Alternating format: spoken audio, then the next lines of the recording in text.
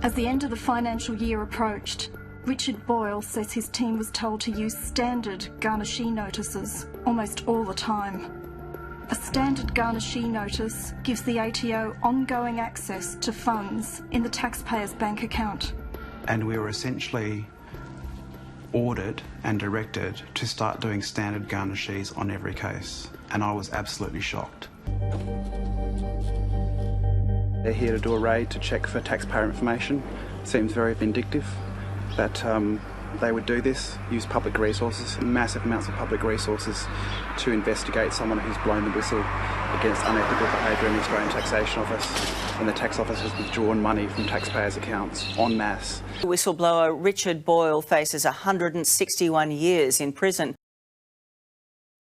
Witness K is before the courts now for something that happened 15 years ago between a rich nation, Australia, and one of the poorest, East Timor. Australian troops had helped bring peace to East Timor after its independence, and now our government was negotiating a treaty with our little neighbour over how to divide the oil and gas riches of the Timor Sea. Australia's spy agency ASIS used the guise of an aid project to infiltrate the Palace of Government in Dili. Instead of helping them, it bugged them, placing 200 covert listening devices inside the cabinet room, allowing Australian negotiators to know exactly how hard a bargain they could drive with their impoverished neighbour.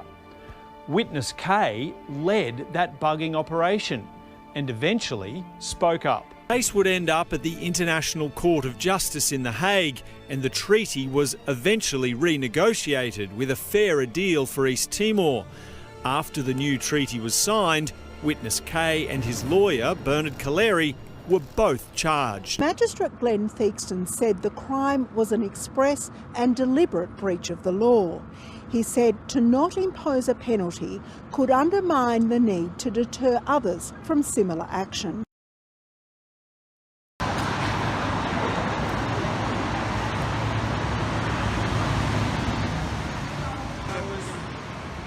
And there's a raid happening right here at the ABC right now, just 100 metres or so that way.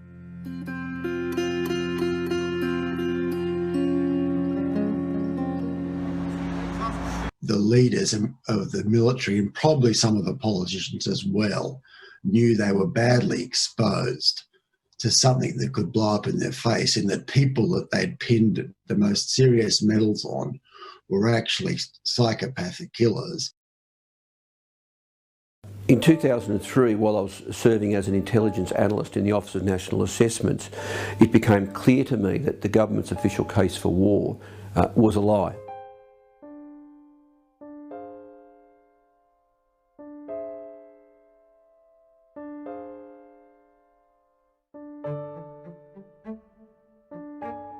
You know, we're taught as children, and we teach our children, to be well behaved and to speak up when they see wrongdoing.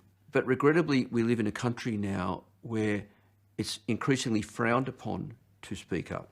And if you speak up in a big way as a so-called whistleblower, you're likely to be hauled before a court and face the prospect of jail.